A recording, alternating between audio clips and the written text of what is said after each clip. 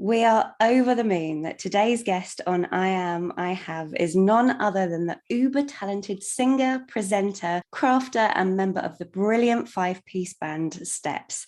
It's Claire Richards. Welcome, Claire. Hello, thank you for having me. Thank you so much for coming on. This is such a treat for us, and it's lovely to see you today. Now, before we launch into everything 25 years and your I Ams and I Haves, can you tell us a bit about you and what you think our listeners should know about you? Oh, goodness me. Do you know what? There probably isn't much that people don't know about me. I feel like I'm quite an open book, so I've probably told everybody everything. The one thing I would say maybe people don't know is that I doubt myself an awful lot. I'm always second guessing my decision making and stuff. So I don't know if I think I come across as quite, not necessarily confident, but like I know what I'm talking about all the time, but I think I'm faking it most of the time. I mean, that must be tough for you, but I have to say it's reassuring as well. It's reassuring to know that we all have those kind of moments of self-doubt. And we will go on to talk about the way that we talk to ourselves later on. But we're going to go straight into your first I am, which is I am trying my best. Tell us about trying your best, Claire. I think I put a lot of pressure on myself most of the time to kind of be the best I can be at all times, which is difficult a lot of the time. I don't always succeed, but I do feel like I always put my best into everything. And if I don't feel like I can, then I probably won't do it at all. So kind of one extreme or the other, it's kind of all or nothing, I suppose. I know my best is good enough most of the time. I think it might not be perfect and it might not be the right way, but it's my way. And I think sometimes you've just got to accept the fact that that is good enough. Absolutely. And good enough is something I think we all struggle with sometimes. And talking about doing your best, you've been in the public eye for a long time now. So Steps is celebrating 25 years this year as a band, and you've been visible in front of people for 25 years, as well as doing different presenting and other programs. So is that hard, doing your best in the public eye? Is it something you've got used to? Has it changed? Are you more at ease with it now? It has changed because I think the pressure when you're young, especially, to keep up appearances, I guess, to everybody else, because you're constantly being judged, whether you want to be or not, and whether you like it or not, you are. And even if people don't realize they're doing it, when you're doing the kind of job that I do or we do, you are being judged constantly by everybody, whether it's other people in the industry or whether it's the public or whether it's people that are fans who are not fans. There's always something that, everyone's got an opinion all the time. And taking on other people's opinions sometimes can be quite hard. Years ago, that bothered me a lot and it really did affect me. But as I've gotten older, certainly since turning 40, I think it's my outlook on what I take on board and what I don't is very different. I don't care as much. And I'm also more likely to say, well, actually, that's not right. That's not true. You might think I'm this, but I know I'm not that. So it definitely has changed. I mean, I still put pressure on myself and, there are odd things that will come through and I take massive offense to. And I tried to steer clear of the comments these days, but, it's the dreaded comments that always seem to get you, whether it depends what kind of mood I'm in. But yeah, it definitely has changed.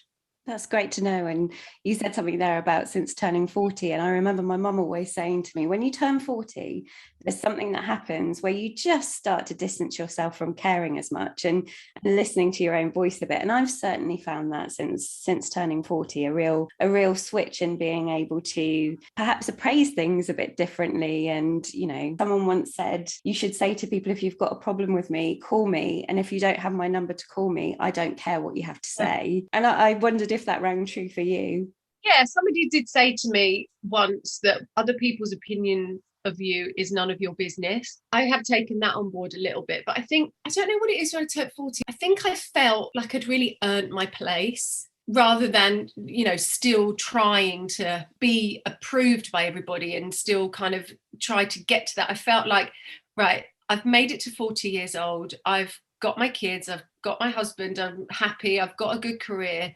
I've got nothing to apologize for anymore. And I think that's what I did quite a lot, was apologize for either what I had or what I was trying to do, or the way I looked, whether it be positive or negative. I think that's the one thing I've stopped doing as much, I think, is looking for approval from people that don't really matter. I mean, I always will look for that with people around me and the people that do. But as for somebody I've never met in the outskirts of somewhere that I've never been, who cares? Because 9 times out of 10, especially these days, it's just being mean for the sake of being mean. And I just don't understand that at all. I really don't. If someone is not prepared to say it to my actual face, then, and I'm pretty sure that most of the people that do write things, they would never, if they bumped into me in the street, they would maybe shout tragedy at me or sing 5, 6, 7, 8, but they would never say, oh, I don't like that outfit, it looks a bit, you look a bit fat or something. They just wouldn't do it, would they? They wouldn't. And talking about tragedy, I mean, tragedy in 5, 6, 7, 8, that's right at the beginning of the Steps catalogue of amazing songs and performances over 25 years. You said you felt you'd earned your place at, you know, the age of 40 and beyond for everything you've done. How does it feel for Steps to be 25? Do you know what? I actually can't quite believe that we're 25. It is a lifetime almost. And it's, you know, there are people, we did an interview with someone the other day that was born 25 years ago. You know, they weren't even born when Steps were born. So it's the fact that someone has grown up and is now an adult and their job is in the music industry. When we started, I was the youngest, so I was 19 at the audition, so 20 when we released 5, 6, 7, 8, and I don't know, I don't feel like it's been 25 years. I think obviously the older you get, you do have more time behind you. But it's like, I always think about when I was at school, I know it happened, and I know I went to school and I did all of that, but it seems like such a long time ago that it's in such the distant memory. And I don't know, Steps, even though the start of it feels a bit like that, it doesn't feel like that expansive time has gone by at all. Will it be wonderful to celebrate that? I mean, obviously you have the Platinum collection coming out in August, which you can pre-order now, but you also have some great events coming up and festivals. Will it be a huge celebration of 25 years? I mean, we always, whenever we get on stage, we love to have a massive party, and I think that's what we want to bring to the audience, is the kind of the joy of just letting your hair down, leaving any baggage at the door and just having a really great time. And I think for us, it is a massive milestone and we want to celebrate it. And we've put together a set list that is relentless, as our shows sometimes are anyway, but it's just, there is not a moment for the audience to stop and go, oh, I don't know that one. It's completely, you know, it is like 25 years of flashing before everybody's eyes, not just ours. Thank you for sharing that. And your next I am is one I find hard to believe, but you say, I am organised chaos. Tell me about being organised chaos. I always think that I'm, you know, like birds that are swimming on the top of the water and they look so kind of like they've got it all together. Yeah, underneath they're going, their legs are going mad. Yeah, I guess that's what I think organised chaos is. I kind of, in my head, things are kind of jumbled up and messy all the time. And I guess I am quite messy, but I know, by the same token, I know where everything is at all times. And I know where I want it to be. So that, I guess that's the organised part of it. But it is, you know, it's not actually organised. It's all a bit of a mess. But I always seem to get there in the end, albeit last minute sometimes. I think I work better under a little bit of pressure. So you give me 2 months to finish something and I will guarantee you it will be done the night before. It has to be done. And I've always been the same. I've been that way since I was a kid. So with all my exams and coursework, and it was always done the night before. It was I've never been as organised to have something completed up front.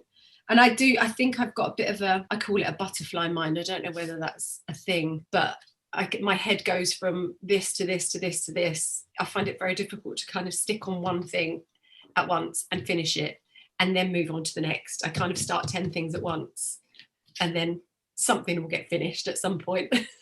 So you're a definite busy mind and kind of multitasker and start a bit of something, but also you have children, don't you?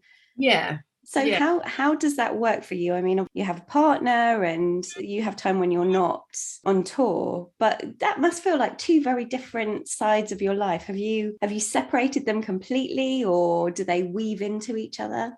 Inevitably they do weave in a little bit, but yeah, I do try, and I do feel like I'm two very, very different characters. I'm, you know, Claire from Steps when I'm at work, and I'm Mrs. Hill and mum when I'm at home. And I am mum now, which I can't bear, because my kids are getting to the age where they won't call me mummy or mama anymore. I don't like it. So yeah, I am two very different people, and I find it easier to keep them separately, because when I'm at home I want to be mum and I want to be a wife, but when I'm at work I like to concentrate on the job and just that. So very rarely will I have the family there with me. I used to quite a lot, but I always found like I couldn't give them the full attention they needed, and I'd be constantly worrying about where they are, who's looking after them, have they eaten, have they done this, when I should be thinking about what I've got to do on stage. And vice versa, really. So when I go to work, I do it. I don't really, my husband's not constantly ringing me. You know, if he needs to, he will ring or text to find out where something is or what time they've got to be somewhere. But generally I will call them when I'm done, and that's it's just the way it works, because it makes it easier for me to focus on that one thing when I'm there and focus on that when I'm here. I mean, it sounds like that's how you organize yourself, is that kind of separation between the two, because I can imagine you really need to get yourself into a zone when you're at work.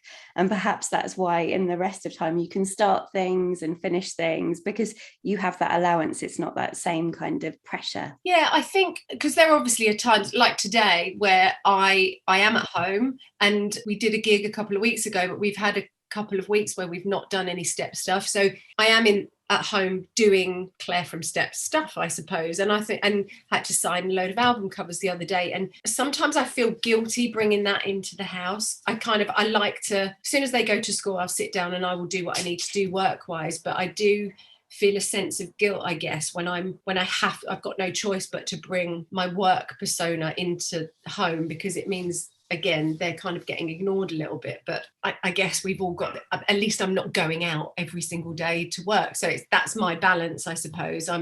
I'm here when they leave and I'm here when they get home from school, but sometimes it's kind of, right, I'm locking myself in this room for a couple of hours and I'll see you later. And they've gotten used to it now, they're fine, but I do still feel a bit guilty about that sometimes. I can get that, and I think it's something that a lot of people have, that guilt of trying to balance everything that's going on, and especially as we move to different ways of working and being at home a bit more, or trying to blend everything in the house. I know it's something that Happiful readers talk about, especially in the lockdown, trying to parent and work and all those kind of things. It's wearing many hats, isn't it? And your next I am is, I hope, one that's lovely for you, because you say, I'm good at making things. Yes, I am. I did, when I was at school, I did art, design and textiles as GCSE and A-levels. And it's something that I loved doing then. I can't draw to save my life or paint. I wish I could.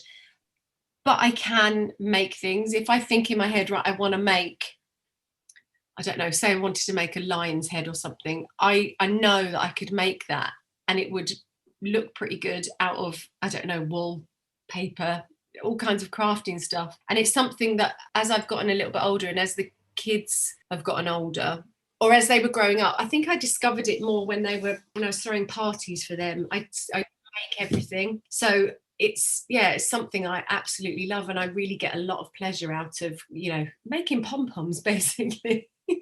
You get immersed in things like that, don't you? Because it's using your hands and you create something from nothing. It's absolutely great. And you recently went on Sewing Bee as well.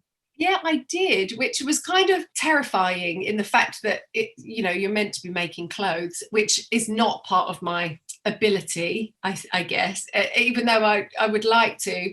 But it did allow me to bring out that kind of creativity a little bit with my showstopper, and it was totally up my street, make a fancy dress costume in the theme of food. So I totally went for it, and I made an ice cream sundae out of lots of tulle, and which enabled me to just kind of construct something, I suppose. And that's, I guess, I can see what I want to make before I've made it. So whereas some people would draw it or really plan it out. It's in my head and I know what I want it to look like, and I'm able to do that. Yeah, and I do find it a bit of I've got a friend that if ever I'm making pom-poms, he will joke that it's therapeutic for me. If I'm a little bit stressed and then I say I'm making pom-poms, he knows that it calms me down. Well, it's one of the reasons I wanted to talk to you about it, actually, is, on Happiful, we talk a lot about mental health and well-being and coping. And it's a big thing in terms of crafting. It's that, it's mindfulness, it's slowing down, it's not being in front of a screen. And it's really on the right, in lockdown, lots of people, it wasn't crafting, it was jigsaws, but, other people were learning how to knit, they were learning how to crochet, all of those kind of things. And I wondered if it did that for you, whether it just kind of levels you out and lets you just feel relaxed. Yeah, it does, because I think when I sit and I put my mind to doing something like that, I completely switch off to everything else. And there are times when I am a little bit stressed, I will turn to that to just as an excuse, I suppose, to get away from what is making me feel stressed or making me feel anxious. So I've always got a bag of wool and pom-pom makers. Especially on tour, I take it and I just kind of sit, and it's quite mindless in a way. I mean, it doesn't require any kind of skill at all, and quite a lot of the stuff that I make doesn't, apart from I'm very, very particular about making things look neat and tidy, and nothing will ever look messy, but I'm generally blagging it. And so which I feel pretty much about my whole career most of the time, but it definitely does give me that opportunity just to sit and forget about everything, and then I feel really great afterwards when I've made something that looks lovely, but then it will get shoved in the loft, and unless I've made it for somebody it just gets shoved upstairs. I go, oh, that's nice, I'll make another one of those one day, and I'll give it to someone, and I don't, and I think of something else to make. I mean, it is definitely that sense of achievement. I think sometimes going back to what you did when you were younger. So we had Laura Brand on here who was talking about her book, The Joy Journal for Grown-ups, and she does loads of things like making wreaths and all various things. And it's kind of the activities that sometimes we give away or we stop ourselves doing when we get older, because we feel like we should be productive all the time instead of actually doing something that we want to. And adults should be allowed that time to play, I guess. I guess it goes back to that guilt thing in a way. We've always got so much to do all the time that actually sitting down, I think when you're making something for somebody, you've got an actual reason and an excuse to do it. So the guilt is taken away to a certain degree, but to actually just sit and make something because you think, oh, that would be nice, I'll do that. It doesn't always have to be for something in particular. I guess that's what lockdown really brought out of everybody again. It's like, I love doing a jigsaw. The last time I did a jigsaw before lockdown, I can't even remember, because there is no way that I would have been comfortable enough to sit down and just do a jigsaw for the sake of it. It was only when we had absolutely nothing else to do and nobody to answer to, in a way, that we did those things, and it completely took the guilt out of those kind of activities that we did enjoy when we were younger, and it was okay to just sit and do that for an afternoon or for 4 days. Just eke it out for a little bit longer. So we've got to your I have, and this is one that I think a lot of people will really prick their ears up at, because it's a tough one, and I don't know how we get around it. So I'd love to hear your experience of this and how you manage it, which is, I have an impossibly high standard I hold myself to. Tell us about that high standard and how you manage it on a day-to-day basis. I don't know if I do really. I kind of get through every single day, but especially with my career, it means I've got a massive, massive love-hate relationship with my career, because I love what I do. But because of the expectations I have on myself all the time, it sometimes and quite often spoils the experience for me, because I put so much pressure on myself for it to sound perfect, for it to look perfect, for it to just for everything to be perfect, not even the best that it can be. But I think when you're a professional in a career where people expect that as well, there are things that I guess that I notice that other people just wouldn't. So I've started to try and give myself a break sometimes, because I know that if I hear something, especially when it comes to my singing, that's really I suppose, where I give myself the most anxiety, I guess. 9 times out of 10, nobody else would have heard it. I've managed to kind of do it with dance routines a bit more now. Right, back in the olden days, I say, if I messed up a dance routine in front of an audience, I would have been devastated for weeks. And I don't know if that's age or the fact that we've been doing it so long, and you can make a bit more of a joke out of it. And I suppose it comes with even things like the crafting, or a situation. If I'm organising a party, it has to be perfect, otherwise it will be a disaster. It's kind of that or that with me, I guess. And I suppose that's what I mean by that. And sometimes I probably hold other people to that high standard as well, which isn't exactly fair. Yeah, I mean, I think it's one of the same, isn't it? You have high standards for yourself, and then you hope that other people will adhere to those, and there can be a level of disappointment when people don't. Have you been able to get any support with, because that sounds like it could be beating yourself up at certain times. It sounds like it's nowhere near as bad as it used to be, but that's a tough thing to have, that inner critic. Do you do anything to support yourself with it? I don't know if I do really. I just kind of take each thing as it comes now. And I probably don't have those feelings until very close to it happening. Whereas before, I would be nervous for a week before something. But now and I don't know if that's better or worse, actually. So a prime example is about 3 years ago when I was doing my solo stuff, I supported Celine Dion in Hyde Park. So she was obviously the headline act, and I had to go on and do a 45-minute set of my solo music to 65,000 people.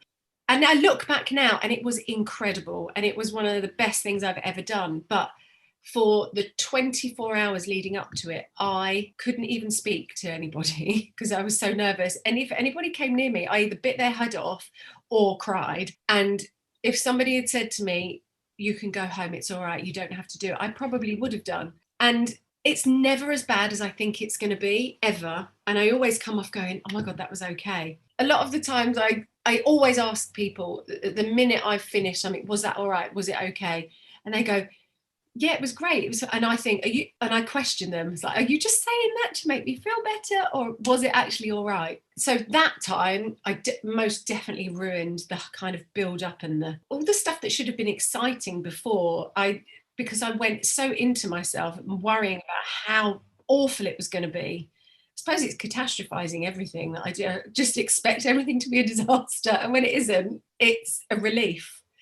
So the feeling afterwards is always okay, but the feeling before is always awful. I do think that's something a lot of people will relate to, especially around kind of big occasions, or, whether it's, obviously with you, it's massive performances, but whether it's someone going for a job interview or presenting or, doing something different in their community, that feeling of kind of self-doubt before it, and almost whipping yourself up into a bit of a frenzy, a bit of a state, so that you have this massive ball of adrenaline, and then afterwards it kind of dissipates and you feel quite like, that's okay, and maybe even a bit tired and a bit, okay, I can deal with this now. I think what it proves to me every time, though, is that I just want to do the best job that I can. And I suppose that goes to trying my best again, is that I always want, whatever I do really, to be as good as it can be. Whether that be performing, whether that be making a pom-pom, whether that be baking a cake, cooking dinner. I always want everybody that is going to experience that to have the best experience they can, I suppose. And most of the time it's only really me that I'm disappointing, not everybody else. And I think I probably have to remember that a bit, because no one else is expecting a Michelin starred meal every single night for dinner, but sometimes that's what I think that they're expecting, so that's what I put into it, if that, just to boil it down to something a bit smaller than 65,000 people in Hyde Park. Well, I think, as I said, I think a lot of people will be listening to that and going, me too.